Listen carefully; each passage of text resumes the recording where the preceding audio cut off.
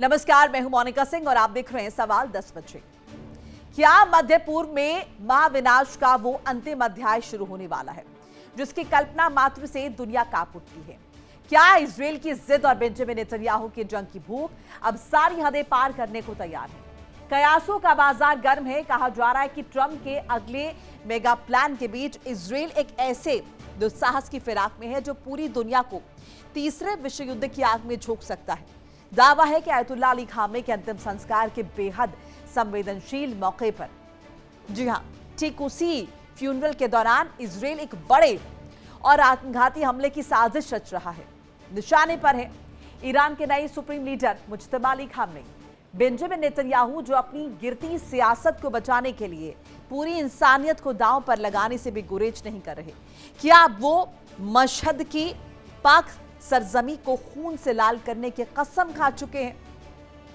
आखिर वॉशिंगटन से लेकर जेरूसलम तक इस खूनी खेल की स्क्रिप्ट असल में लिख कौन रहा है, कौन इसके पीछे है? और इन सब कयासों और डर के बीच ईरान ने अपनी ओर से सुरक्षा व्यवस्था को मजबूत कर लिया है। ईरान की ओर से दावा किया जा रहा है कि उन्होंने इस तरह के हमलों को नाकाम करने के लिए पूरी तैयारी कर ली है। अगर इजराइल फ्यूनरल के दौरान ईरान पर अटैक करता है, हमला करता है, तो वो अपने मकसद में कामयाब नहीं हो पाएगा। इजराइल को इस कायराना हमले का करारा जवाब मिलेगा। आपको बाकायदा ग्राफिक्स के जरिए बताएंगे कि आखिर ईरान ने क्या क्या तैयारियां की हैं। तो देखिए, खामेनी के अंतिम संस्कार पर हाई अलर्ट पर है ईरान। इसके साथ जो भी विदेशी मेहमान आने वाले हैं उनकी सुरक्षा के लिए हवाई ट्रैफिक पर पैनी नजर रहने वाली है। ईरानी थल सेना की अतिरिक्त टुकड़ियां बॉर्डर पर तैनात रहने वाली हैं। ईरानी सेना यह कह चुकी है कि हमारी सेना पूरी तरह से अलर्ट मोड पर है। ईरानी सेना के मोबाइल अस्पताल और डॉक्टर तेहरान में तैनात हैं, यानी कि सिक्योरिटी टाइट है, सिक्योरिटी इंश्योर्ड है और ये कोशिश की जा रही है कि सब कुछ सिक्योर तरीके से हो पाए।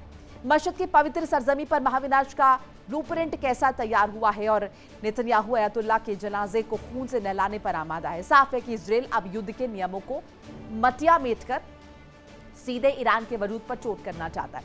वॉशिंगटन और ट्रंप के कथित समर्थन के बूते नेतन्याहू ने एक ऐसा आत्मघाती रास्ता चुना है जिसकी आग में पूरी दुनिया स्वाहा हो सकती है। किसी के अंतिम संस्कार को जंग के मैदान में तब्दील करने की सनक मिडिल ईस्ट में इजराइल की एक छत्र बादशाहत कायम करने का खूनी खेल है। यह हमला नहीं बल्कि कयामत को सीधे सीधे न्योता है। जाहिर है ईरान के नए सुप्रीम लीडर मुज्तबा को खत्म करना मकसद है इजराइल का। फ्यूनरल की भारी भीड़ और चूक का फायदा उठाने की कोशिश की जाएगी। पवित्र शहर मशहद में घुसकर दहशत फैलाना भी इनका मकसद है। सवाल यह उठ रहा है कि क्या इजराइल असल में ऐसा करना चाहता है या फिर ये सिर्फ अटकलें हैं। हालांकि जिस तरह का हम देख रहे हैं एटीट्यूड इजराइल का है, ऐसे में अगर वो ये कर भी दे तो कोई बहुत बड़ी बात नहीं होगी। मेरे साथ तमाम मेहमान जुड़ चुके हैं, करके तारुफ करा देती हूँ। ग्रुप कैप्टन आशीष सहाय हमारे साथ है, रिटायर्ड रक्षा विशेषज्ञ। कमांडर डॉक्टर भूषण दीवान, रिटायर्ड रक्षा विशेषज्ञ के तौर पर जुड़ चुके हैं। आप दोनों का बहुत बहुत स्वागत है। पहले साइड से आपका रुख कर लेते हैं। मुज्तबा खामेनी, जिनका अभी तक कुछ पता नहीं, सिर्फ मैसेजेस आ रहे हैं, ना उन्हें किसी ने देखा है ना उनकी आवाज सुनी है। अब जब यहाँ पर अली खामेनी का अंतिम संस्कार होगा, सुपुर्दे खाक किया जाएगा, अंतिम विदाई दी जाएगी, ऐसे में अगर वो आएंगे तो पूरी तैयारी इजराइल की तरफ से, जैसा कि सूत्रों के वाले से इंफॉर्मेशन मिल रही है, और नहीं आएंगे तो अपनी आवाम को, अपनी जनता को क्या जवाब देंगे? Jain Monica, politically oriented question है। क्या वो कैसे इसको प्रूव करेंगे? कौन लोग इंटरेस्टेड हैं कि उनको अभी भी जिंदा रखा जाए? एंड डेफिनेटली आईआरजीसी के लोग हैं।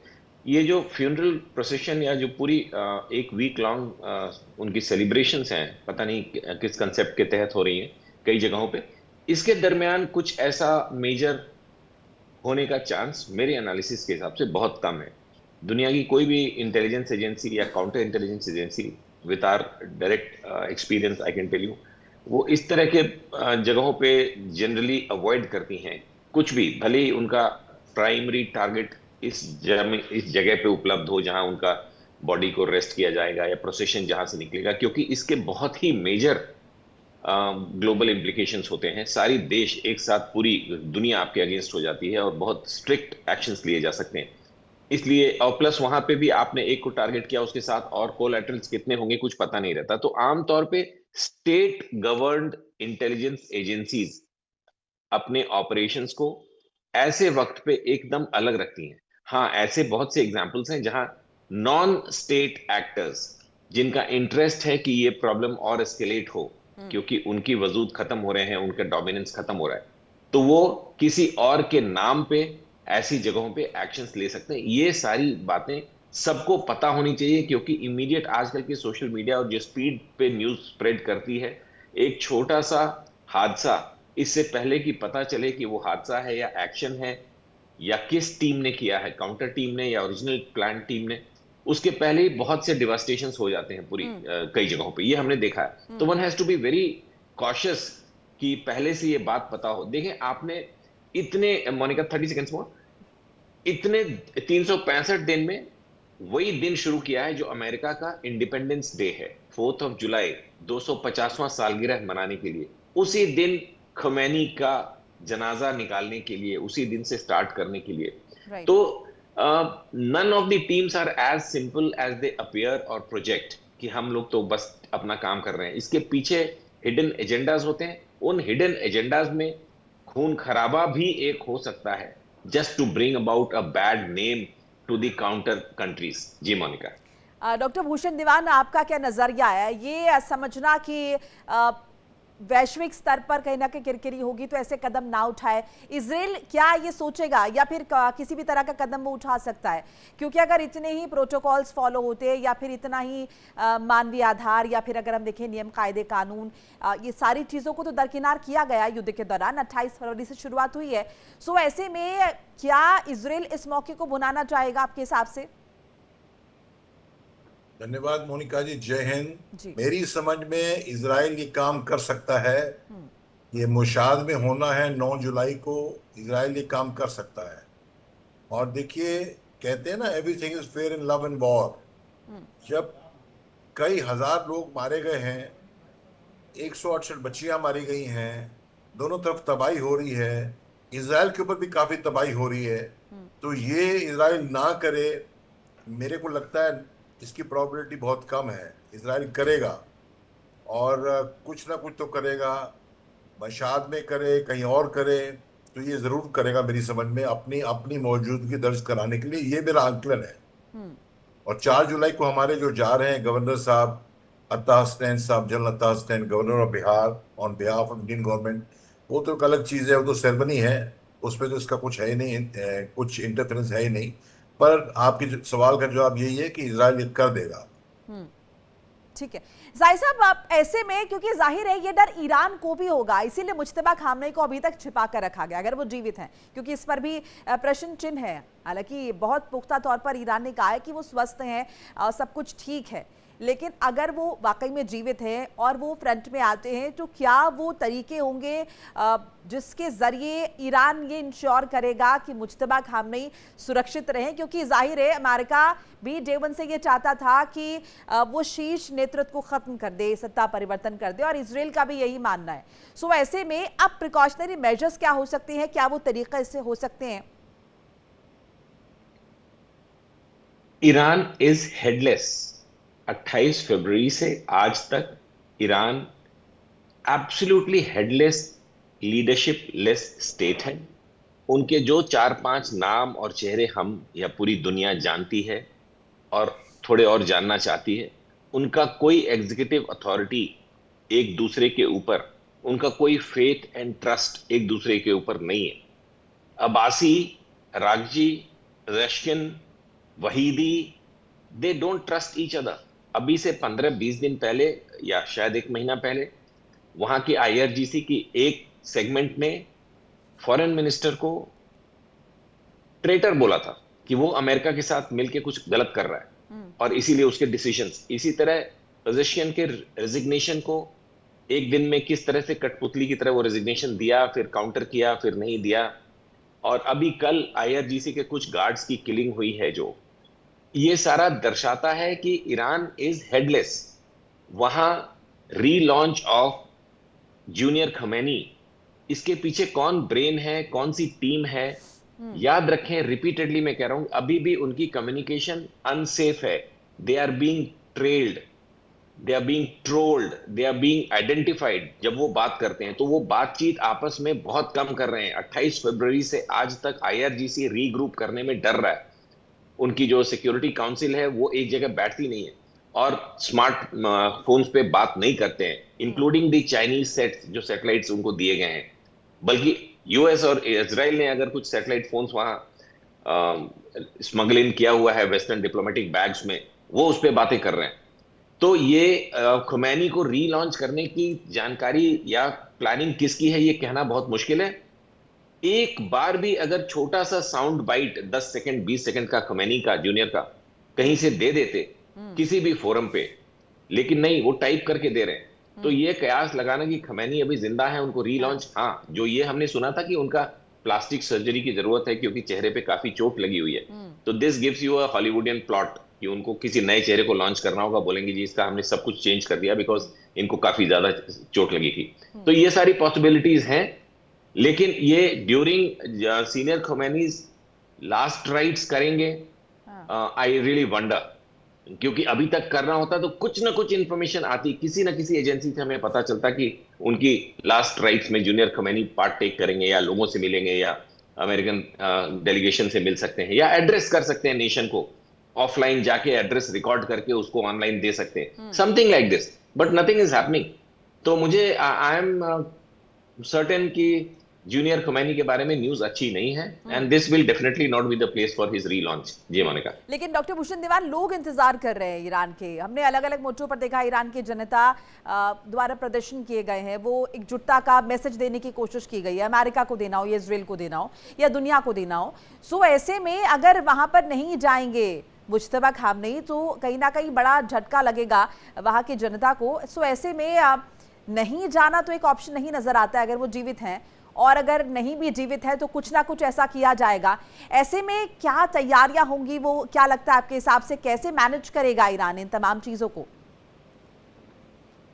देखिए, मुझे ये लगता है कि उनके बिहाफ पे किसी को भेजा जा सकता है। मैं इसमें शायद किसी का वो मुखौटा बना के जो है एक प्लॉय उसका, और उसको भेज दें, मतलब उसी ड्रेस में, उसी मास्क में, ये हो सकता है। देखिए, again everything is fair in love and war. मैं रिस्पेक्ट तो अपने पिता को देना चाह रहे हैं बराबर, पर अगर वो खुद ही फौत हो जाते हैं, ये रिस्क इतना हाई है, तो वहां जाके जाना ठीक काम नहीं है। तो किसी और को वो मास्क करके, उस टाइप से ड्रेस करके भेजना, ये मुमकिन भी हो सकता है। यही तरीका है, और कोई तरीका है नहीं। मोनिका जी।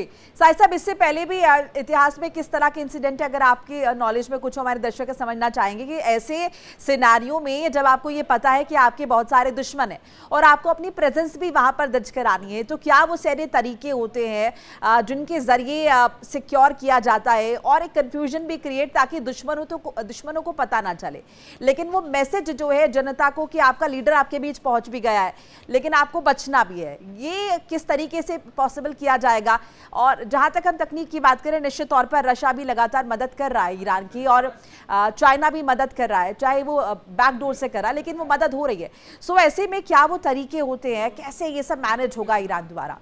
क्योंकि निश्चित तौर पर सबकी निगाहें टिकी हैं, 4 जुलाई से 9 जुलाई तक का ये वक्त जो रखा गया है, पूरी यात्रा है, कुछ तो ईरान करेगा। ये कहना कि मुज्तबा खामनेई वहां ना जाए किसी भी तरीके से, चाहे वो है या नहीं है, सो ये थोड़ा इम्पॉसिबल लगता है। होगा तो जरूर कुछ। एक सेकेंड वर्ल्ड वॉर का केस जो हम पढ़ते हैं, जिसमें एक पूरी बटालियन को मूव किया गया था towards the opposite direction of Hitler's forces, जिसको करीब 50-60 किलोमीटर फिजिकली, उस समय की मोबिलिटी की स्पीड्स अलग होती थी, उतने मोबिलिटी में काफी टाइम लगता था। वो पूरी फ्लीट मूव की गई थी दुश्मन को धोखा देने के लिए, कि दुश्मन ये समझे कि जी आज इस फ्रंट पे अटैक होने वाला है, और एक्चुअली वो फ्रांस की तरफ। सिमिलरली अभी एज लेट एज, आपके दर्शकों के लिए इंटरेस्टिंग है ये, जब जून में इस्फहान पे हमला किया था B-52s ने बंकर बस्टर्स पे, तो उनके पहले 4 जहाज टेक ऑफ करने के बाद more than 100 miles opposite direction में गए थे, ताकि चाइनीज सैटेलाइट्स या रशियन सैटेलाइट्स उस समय शायद नहीं इन्वॉल्व हो रही थी, उसको कैप्चर करें कि ये तो कहीं और जा रहे हैं, दे आर रिटर्निंग बैक। और उसके बाद उनको रीराउट करके ईरान के अंदर घुसाया गया था, बम्बार्डमेंट्स की गई थी। तो इस तरह की डिसीट बहुत कॉमन होता है कि आप एकदम दूसरे फ्रंट की तरफ जाते दिखते हैं, एक तरफ आपने गार्ड्स डाउन कर दिए होते हैं। इसीलिए जब ये किसी भी कॉस्ट पे हॉर्मुज को खोलने की बात चल रही थी, तो ईरान को ये पता था कि ये विंडो यूज किया जा सकता है अमेरिकन फोर्सेस के द्वारा खार्ज के बारे में और इंफॉर्मेशन या और प्रोब करने के लिए कि हम कैसे वहां पहुंच सकते हैं समुद्री रास्ते से। तो हो सकता है ये पूरी एमओयू जो है इसका एक कवर हो टू ओपन अप हॉर्मुज, एसएस Kharg and do something more. ये अभी भी लाइव है, ये सारे स्कोप्स हैं। तो इतना डीप थिंकिंग एक फौज की टैक्टिक्स का हिस्सा होता है।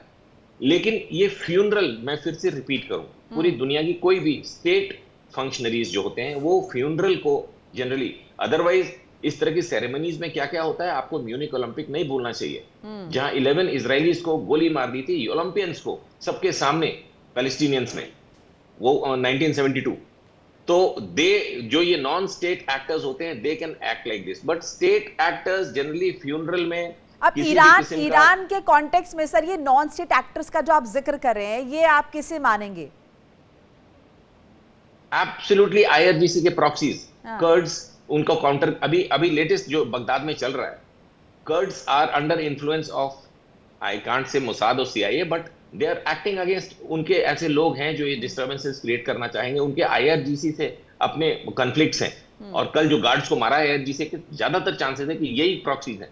तो Iran is presently not safe, उनका आपस में वर्टिकल कोलिजन हो रहा है आईआरजीसी के फैक्शंस का आपस में, और आईआरजीसी वर्सेस सिविल गवर्नमेंट का। और उनकी अभी जो क्लेरिक्स 78 या 68 क्लेरिक्स की जो एक्सट्रीम सुप्रीम बॉडी है, जो डिक्लेयर करती है कि नेक्स्ट रिलीजियस लीडर कौन होगा जो खमैनी जूनियर को सत्ता में लाएगी, उनके यहाँ 2-3 घंटे के अंदर मोनिका 2 तरह के कॉन्ट्रडिक्टरी स्टेटमेंट्स दिए गए हैं। एक मेजर बॉडी ने 40+ आउट ऑफ द 68 ने बोला कि जो हम ये कर रहे हैं ये गलत है, एमओयू नहीं साइन करना चाहिए हॉर्मुज। और उसके बाद उनकी जो अथॉरिटी है जो ऑफिशियली डिटेल्ड है, लाइक हमारे पीआरओ होते हैं, ये बताने के लिए कि उस मीटिंग में क्या हुआ, क्योंकि इस मीटिंग को ये क्लेरिक्स रिलीजियस टर्म्स में क्या डिसाइड कर रहे हैं ईरान के फ्यूचर के लिए, ये टॉप सीक्रेट से भी ज्यादा क्लासिफाइड होता है। बट उन्होंने अपने ही एक प्रेस रिलीज को काउंटर किया कि नहीं ये उस अथॉरिटी ने रिलीज नहीं किया जिसको हमने ऑथराइज किया था।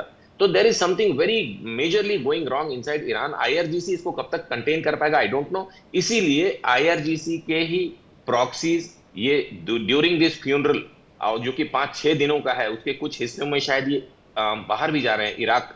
अभी इसीलिए अब्बासी साहब बगदाद गए हुए थे, और वो बगदाद में जब जा रहे थे उस समय गोलीबारी हो रही थी ऑन दैट टाइम, जब वो बगदाद में स्पीच देने जा रहे थे। तो there are things happening under Iran's IRGC's own factions, और वो पूरी कोशिश कर सकते हैं इस दरमियान कुछ ना कुछ ऐसा करने के लिए जिससे आईडीएफ को या अमेरिका को ब्लेम करके और फिर से एक कन्फ्लिक्ट को शुरू करें, क्योंकि उनके अपने वजूद को बचाए रखने के लिए ईरान के इस कन्फ्लिक्ट का कुछ दिनों तक और चलना जरूरी है, जब तक वाहिदी साहब ये ना डिसाइड कर लें कि अगर खमैनी नहीं है तो क्या मैं सत्ता पे काबिज हो जाऊं, या वो क्लरिक्स की 70-80 लोगों की जो मुल्लास की टीम है जो डिसाइड करती है कि अगला कौन होगा, वो किसी डिसीजन पे पहुंच जाए। अभी ये डिसीजन नहीं लिया गया है, इसीलिए इतना वोलेटाइल सिचुएशन है। मोनिका जी, डॉक्टर भूषण दीवान, अगर नहीं जाते मुज्तबा खामी, जिसके चांसेस नहीं है, मैं सिर्फ एक सिनारियो रख रही हूँ, अगर नहीं जाते हैं तो निश्चित तौर पर सवाल उठेंगे। अमेरिका भी तमाम तरह की बातें बनाएगा, इजराइल भी बनाएगा, और वहाँ की जनता का जो मोराल है वो भी डाउन होगा। ऐसा सिनारियो आपको लगता है कि ये भी मुमकिन है कि मुज्तबा खामनेई वहाँ पर ना जाएं? अगर नहीं जाते तो उसके बाद वो जो थ्योरी है जिसका जिक्र अमेरिका ने शुरुआती दिनों में किया कि मुज्तबा खामनेई जिंदा ही नहीं है, ईरान यहाँ पर दावे कर रहा है झूठे, फिर तो उसकी कलाई खुल जाएगी।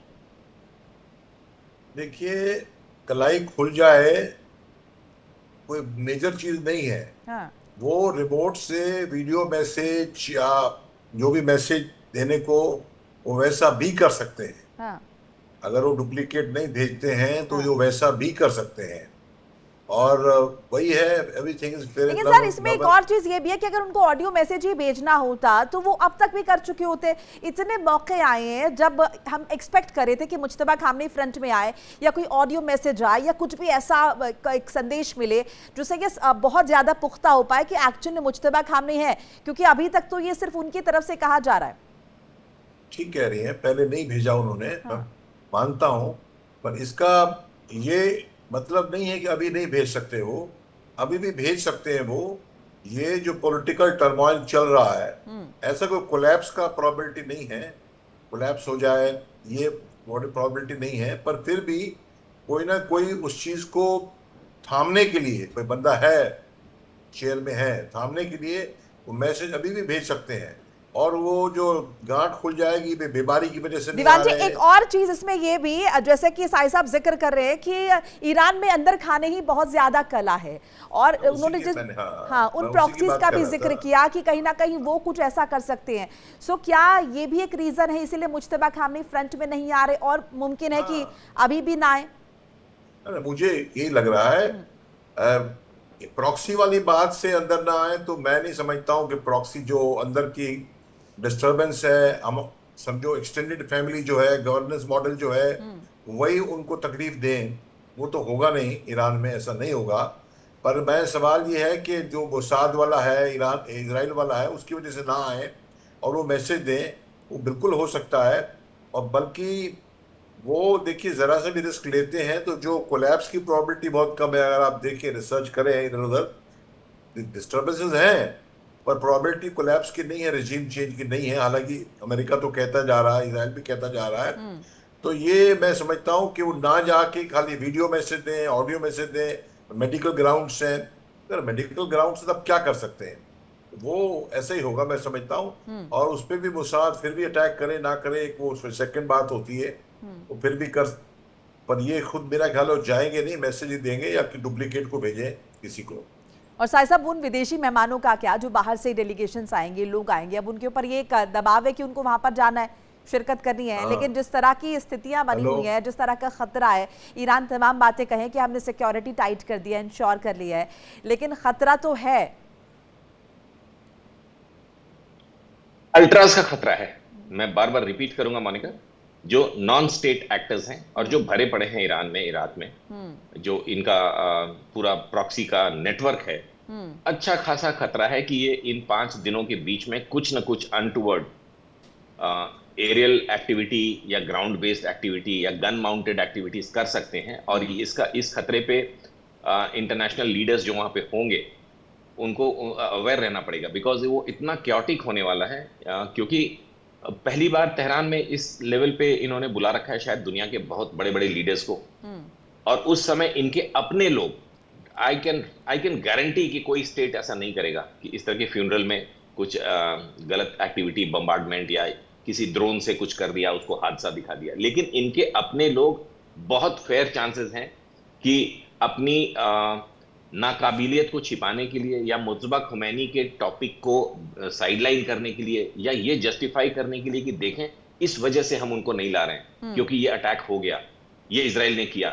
एक पूरी पटकथा मोनिका लिखी जाती है, इसके लिए डेडिकेटेड टीम्स काम करती हैं, पीआर एलिमेंट्स काम करते हैं कि उस वक्त कैसे क्या करेंगे, आगे क्या जवाब सवाल करेंगे, कैसे हम इस पूरी नैरेटिव को डिस्प्ले करेंगे दुनिया के सामने। ये सारा एक टैक्टिक्स का हिस्सा होता है। स्पेशल डेस्क इस पे काम करती होती है जो कि पब्लिक में नहीं बताया जाता।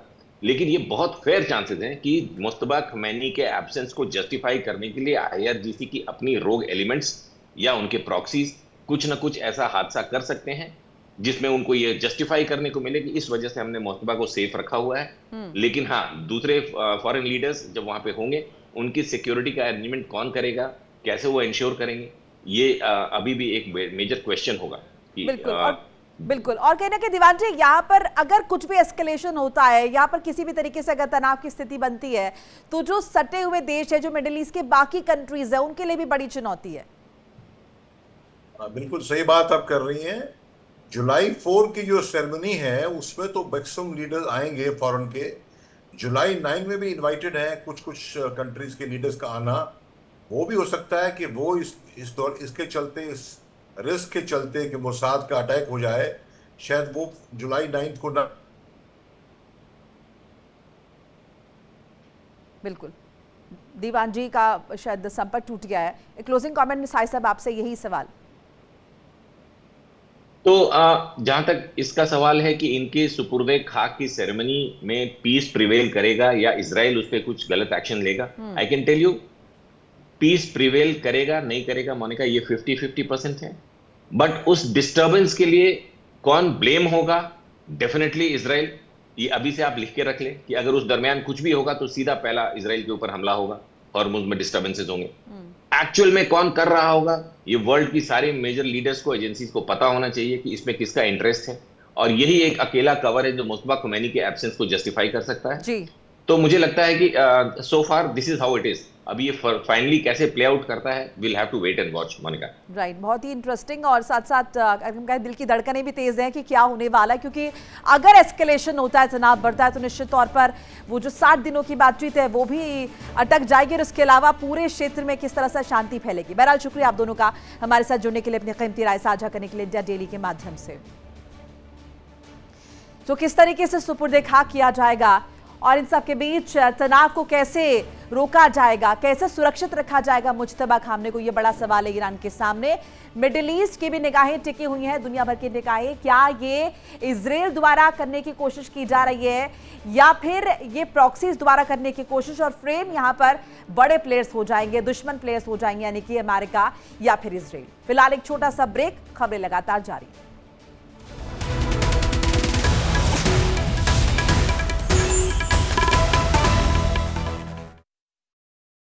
देखिए इंडिया डेली 24/7 अब आपके स्मार्ट टीवी पर।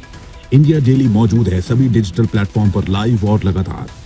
इंडिया डेली 24/7 हर दिन राष्ट्र को समर्पित।